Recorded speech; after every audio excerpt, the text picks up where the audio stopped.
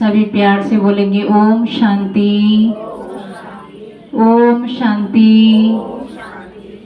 हमारा यहाँ का एक नारा भी है, कहते हैं जब बोलेंगे ओम शांति तभी आएगी मन में शांति। जब बोलेंगे ओम शांति तभी आएगी घर में शांति। जब बोलेंगे ओम शांति तभी आएगी विश्व में शांति। सबसे पहले शांति कहाँ चाहिए? सबसे पहले चाहिए शांति अपने मन में। अगर हमारा मन ठीक होगा तो हमारा घर ठीक होगा, और जब हमारा घर ठीक होगा तो हमारा विश्व भी ठीक होगा।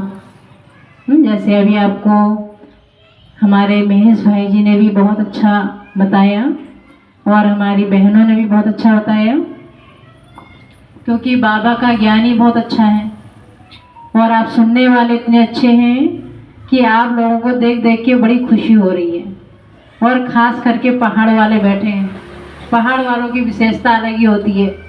पहाड़ वालों की निशानी अलग होती है ना, उनका टीका यहाँ से होता है, ऐसे लंबा टीका,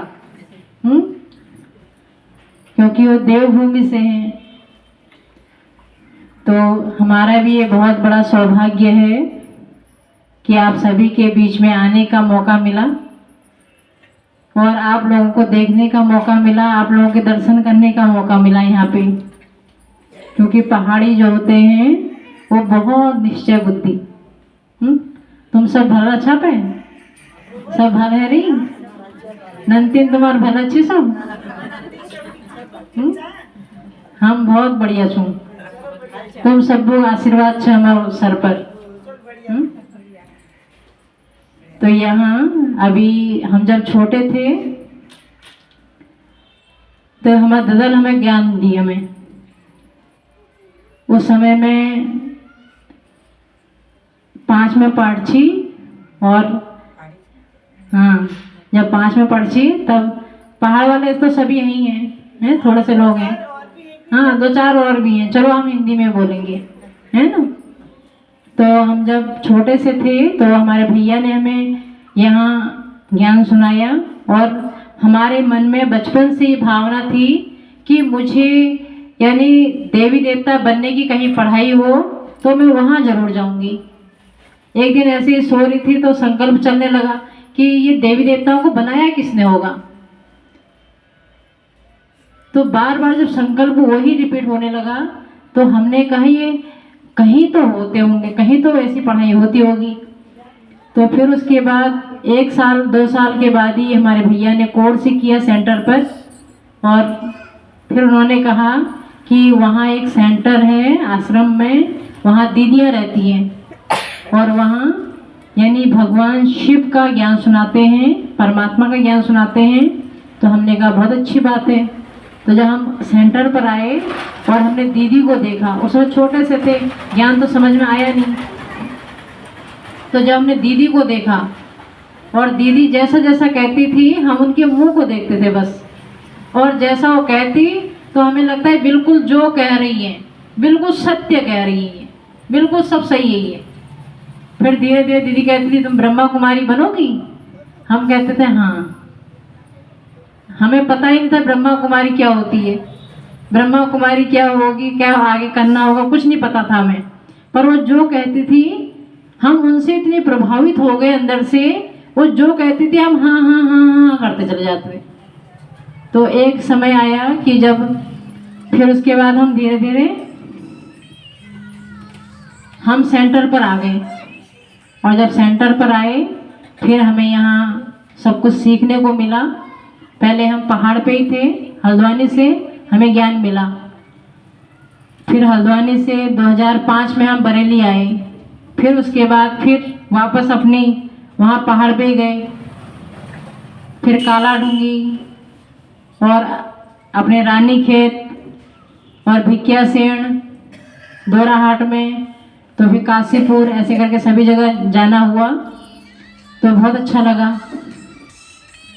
तो उसके बाद अपना धीरे धीरे करके जब हम यानी ज्ञान में चलते रहे, और जब यहाँ में योग सिखाया, जब योग सिखाया तो ये योग हमें बहुत अच्छा लगा।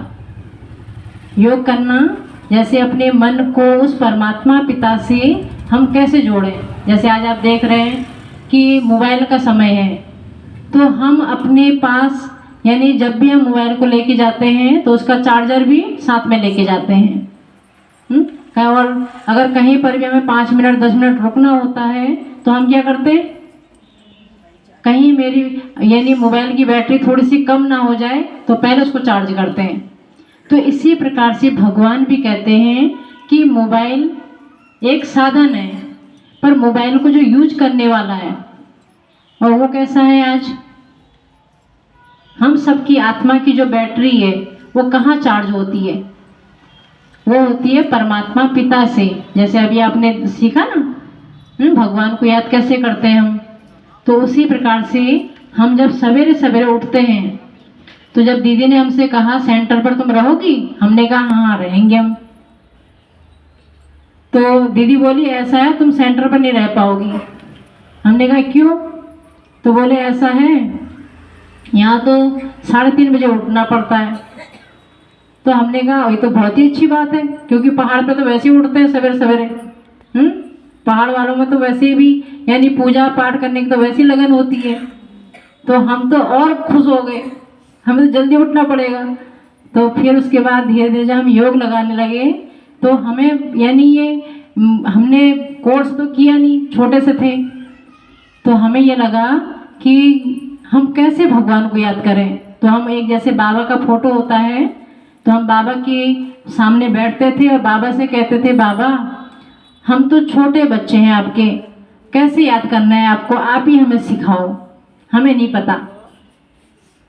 तो हमें ये अनुभव होता था कि जैसे कि शिव बाबा हमें खुद सिखा रहा है, और हमारा कनेक्शन ऐसे जुड़ता था कि हमें लगता घंटों घंटों ऐसे बैठे रहो।